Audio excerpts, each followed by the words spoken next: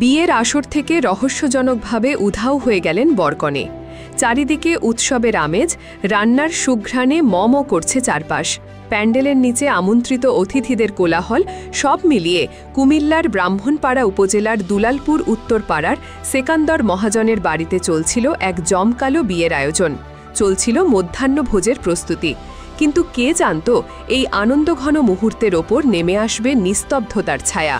শুক্রবারের এই বিয়ের আসর মুহূর্তেই পরিণত হয় এক নাটকীয় দৃশ্যের মঞ্চে, যেখানে সিনেমার মতোই উধাও হয়ে যান গল্পের প্রধান দুই চরিত্র, বর এবং কনে।